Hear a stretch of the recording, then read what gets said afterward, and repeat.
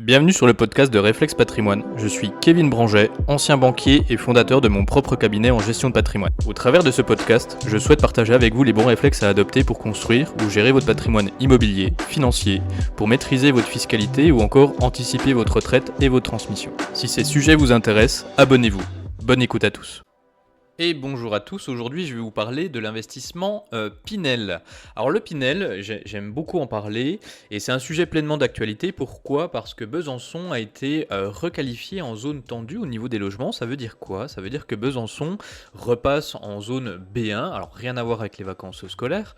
Le zonage B1 c'est par rapport au justement Pinel, ce qui fait que Besançon est de nouveau éligible au dispositif Pinel. Alors pas seulement Besançon en l'occurrence, pour nous qui sommes dans le Doubs, Pontarlier est également éligible. Donc en gros, ça veut dire quoi ? Ça veut dire que le Pinel, aujourd'hui, vous pourrez en bénéficier avec des investissements locaux à Besançon ou à Pontarlier. Alors maintenant que ce point d'actualité a été abordé, on va regarder un petit peu plus en détail ce qu'est exactement le Pinel. Alors pour ceux qui ne le savent pas, le Pinel, c'est un dispositif fiscal qui a été mis en place. L'idée, c'est de favoriser la construction de logements sur des zones tendues, comme je vous l'expliquais, par exemple Besançon. Et donc en contrepartie de ça, vous pouvez investir dans l'immobilier neuf pour favoriser la construction de logements neufs et vous vous engagez à ce moment-là à louer le bien pendant une durée qui va de 6, 9, maximum 12 ans, à un loyer qui lui est plafonné et en contrepartie, vous pouvez bénéficier d'une réduction d'impôt.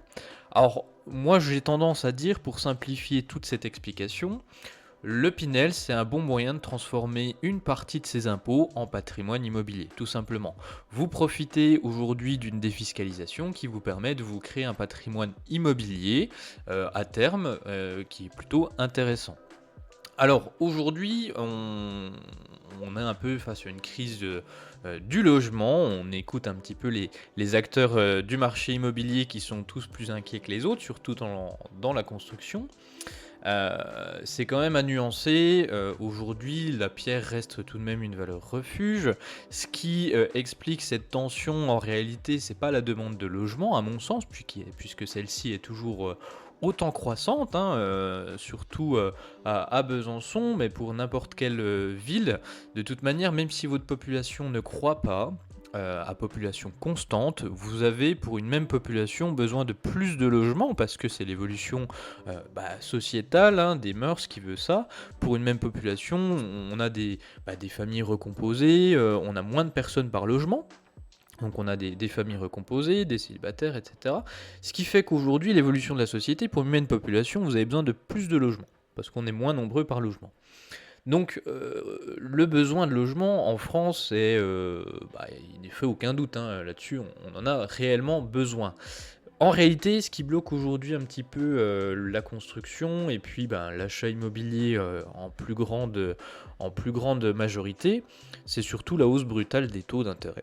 La hausse brutale des taux d'intérêt a eu pour effet, nous on le voit, on fait également du courtage au niveau du cabinet, a eu pour effet de grignoter lentement mais sûrement le budget des gens. Forcément, quand vous aviez l'habitude d'avoir un budget qui était calculé à 20 ou 25 ans sur 1% de taux d'intérêt, et que ce même budget, quelques années, même pas, un an après, est calculé sur 4%, c'est plus la même.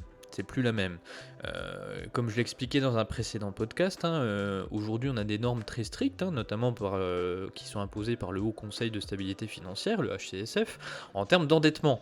C'est-à-dire que aujourd'hui, difficile de vous endetter à plus de 35%, sauf exception.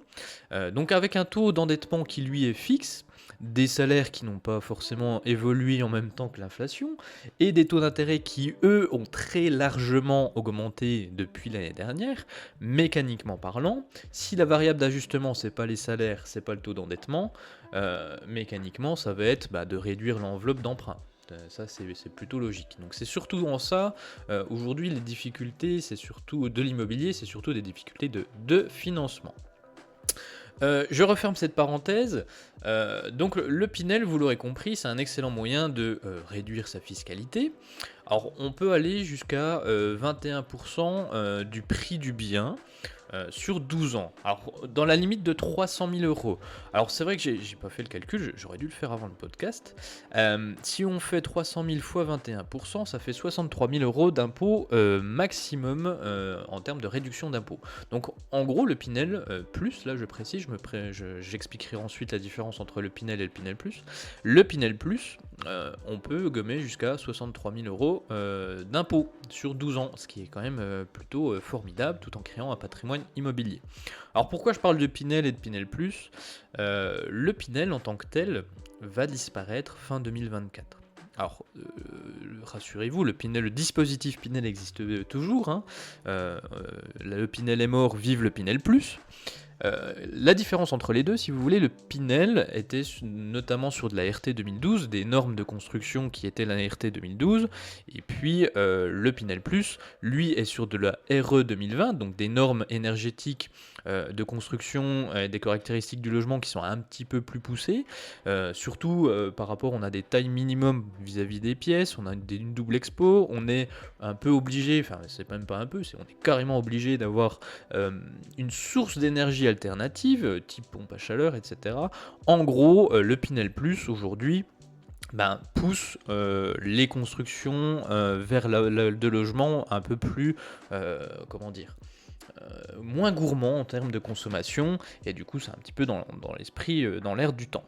Alors, pour ceux qui connaissent le Pinel, souvent on a tous des préjugés par rapport au Pinel parce que ça a été souvent très très mal vendu, et c'est bien dommage. Alors souvent on vous a vendu une défiscalisation parce que c'est vrai que l'outil fiscal est super intéressant, en omettant que ça reste un bien immobilier. Et lorsqu'on achète un bien immobilier, il faut respecter les fondamentaux de l'immobilier et ne pas se laisser aveugler par la défiscalisation. Et souvent, le tort de certains conseillers, c'est de mettre beaucoup en avant la défiscalisation en oubliant les fondamentaux de l'immobilier, qui sont toujours les mêmes. Hein. Alors, première chose à regarder, l'emplacement, c'est toujours un peu ma rengaine. En immobilier, rien ne remplacera l'emplacement de votre bien. Après, il y a plein d'autres critères aussi intrinsèques et puis exogènes par rapport à cet investissement-là. Je vous les résume brièvement. Lorsque vous investissez dans un bien immobilier, les questions à vous poser, c'est: est-ce que l'emplacement est attractif ?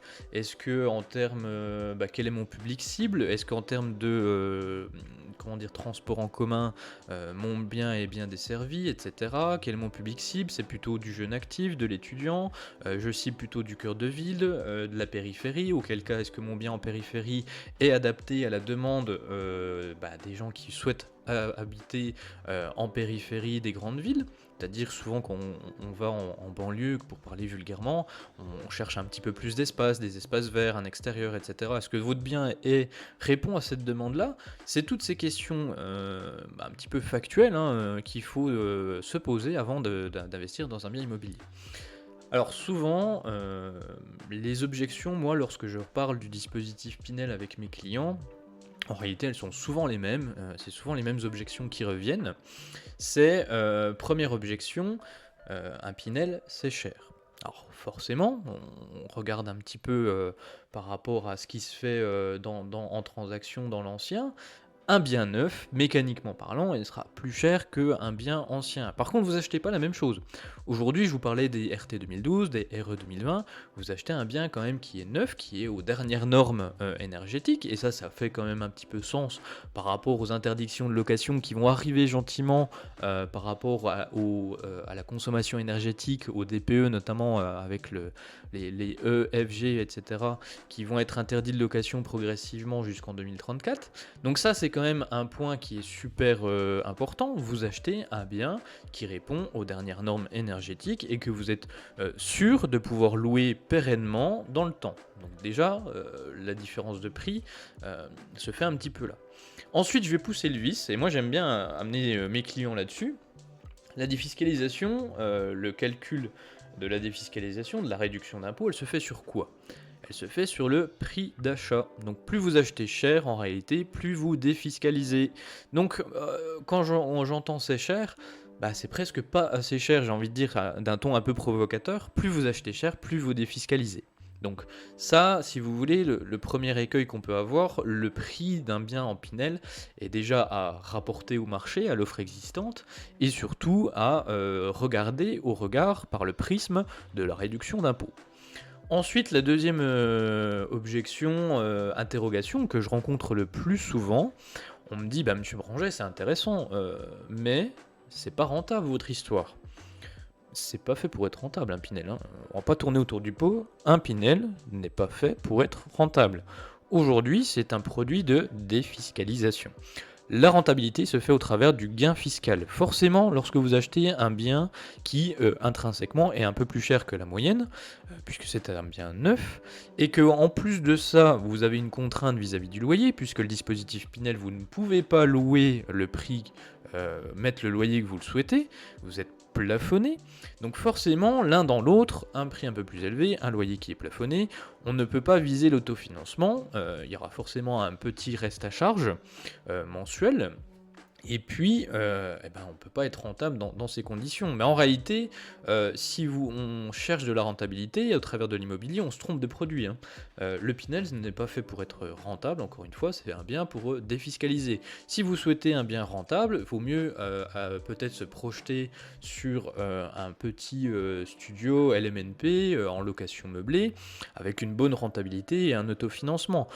Là, vous avez un bien rentable, mais on ne s'est pas attaqué à votre fiscalité, hein. Vous avez des revenus complémentaires, certes, qui sont peu ou pas fiscalisés, mais on ne s'est pas attaqué au montant de votre impôt. Aujourd'hui, le Pinel, c'est véritablement la réduction d'impôt qui est à privilégier et à garder en tête. Et donc du coup, pas rentable, on va pas tourner du pot, oui, mais la réduction d'impôt fait que aujourd'hui, c'est ça qu'on vise et pas forcément la rentabilité. Ensuite, question très très très légitime que j'ai souvent, je reviens sur le premier point, j'ai acheté cher. Est-ce que lorsque je vais revendre le bien potentiellement à la fin du dispositif, alors soit au bout de l'engagement des 6 ans ou de l'engagement des 9 ou des 12 ans, lorsque je vais revendre le bien, est-ce que je vais pouvoir faire une plus-value ou au moins retrouver l'argent que j'ai mis sur la table, retrouver mes billes. Ah oui, je l'ai acheté cher, donc est-ce que j'ai pas une risque de décote du bien du coup, dans le temps? Alors honnêtement, moi je vais vous faire la même réponse que je fais à tous mes clients, j'en sais rien. Je n'en sais rien, honnêtement, et le conseiller qui vous dit votre bien il va prendre de la valeur, vous allez réduire votre impôt et en plus vendre le bien avec une plus-value, il en sait rien. Moi non plus, je ne le sais pas et honnêtement, personne ne le sait. On peut spéculer sur l'évolution du marché immobilier, ça fait des années que j'entends que l'immobilier doit baisser, on attend toujours la baisse. Aujourd'hui, je n'en sais rien. Par contre, une chose sur laquelle je suis sûr, c'est que lorsque je fais une sélection de biens immobiliers avec mes clients, on respecte les fondamentaux de l'immobilier. Et lorsqu'on respecte les fondamentaux de l'immobilier, et d'ailleurs si vous envisagez de faire un investissement Pinel, je vous invite à le faire, normalement on a un bien qui est quand même qualitatif et qui, à défaut de s'apprécier, a un risque de décote qui est quand même plutôt minime. Ensuite, si vraiment pour vous c'est important de retrouver votre investissement de départ. Une stratégie que j'aime bien mettre en avant en patrimoine, c'est l'OBO immobilier. Alors, l'OBO immobilier, c'est le diminutif de Overage Buyout. Alors, en bon français, ça veut dire quoi? Vente à soi-même. Une vente à soi-même, c'est quoi? Monsieur le client, imaginons, je vous le sors comme je le sors à mes clients au cabinet. Monsieur le client, si toutefois vous voulez retrouver vos billes à la fin de l'engagement des 12 ans, puisqu'on va sur la période maximum, à ce moment-là, si vraiment vous avez besoin de vendre le bien pour récupérer l'argent investi, ou tout du moins une partie, à ce moment-là, débrouillez-vous pour constituer une SCI familiale, comme ça vous permet d'inclure vos enfants dans cette société, une SCI qui va vous racheter le bien. Et donc ça, entre guillemets, là dans la transaction, vous êtes acheteur et vendeur. La SCI vous rachète le bien, ce qui vous permet de dégager les liquidités attenantes, sans pour autant vous déposséder du bien, puisqu'il est racheté par la SCI. Et ça vous permet également, dans une stratégie patrimoniale, d'inclure vos enfants dans un biais successoral. Ils ont déjà un bout du patrimoine, puisque le patrimoine immobilier sera maintenant détenu par la SCI, et en plus vous pouvez faire des donations de parts de SCI pour pallier à l'indivision. Et puis, du coup, je vous invite fortement à démembrer les parts, donner la nue propriété, et puis garder l'usufruit pour potentiellement garder le revenu complémentaire associé pour avoir un complément de retraite. Donc, en gros, je résume un petit peu ma stratégie. Si vous voulez récupérer votre mise de départ, vous êtes acheteur et vendeur, vous n'êtes pas bête, vous le vendez le prix que vous l'avez acheté. Et en plus, vous n'avez pas de plus-value, puisque vous n'avez pas généré de plus-value, vous avez vendu stricto sensu le prix où vous l'avez acheté. Donc fiscalité sur la plus-value, il n'y en a pas, puisqu'il n'y a pas de plus-value, et en plus, vous êtes à ce moment-là assuré de retrouver votre mise de départ, puisque vous l'avez vendu le prix que vous l'avez acheté. Donc ça permet de sécuriser un petit peu, si vous voulez, votre investissement. Donc je résume un petit peu le Pinel. Aujourd'hui, c'est un super dispositif fiscal pour vous permettre de créer un patrimoine immobilier, de réduire votre fiscalité, de transformer une partie de votre fiscalité en patrimoine immobilier qui va vous générer potentiellement des revenus complémentaires à la retraite et ou, encore une fois, alors soit sous forme de loyer, soit sous forme de capital si toutefois vous optez pour un OBO immobilier, auquel cas vous pouvez inclure vos héritiers pour encore plus maximiser, optimiser vos stratégies patrimoniales. Donc ça, c'est quelque chose qu'on a l'habitude de faire nous au cabinet. Donc pour résumer, le Pinel est franchement un super outil et en plus, profitez-en, il revient à Besançon. Je me tiens à votre disposition si toutefois vous souhaitez en savoir plus. Et puis je vous dis à bientôt pour plein d'autres bons réflexes sur ce podcast que vous aimez. Merci pour votre écoute. Si vous souhaitez poursuivre la discussion, n'hésitez pas à vous rendre sur notre site reflex-patrimoine.fr ou à contacter directement mon cabinet conseil. On se retrouve bientôt pour un autre podcast et d'autres bons réflexes.